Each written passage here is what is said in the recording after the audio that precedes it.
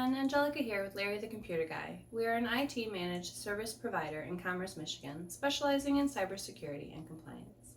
Today for In the News, as most of you probably already know, we're in another wave of shutdowns due to the COVID-19 pandemic.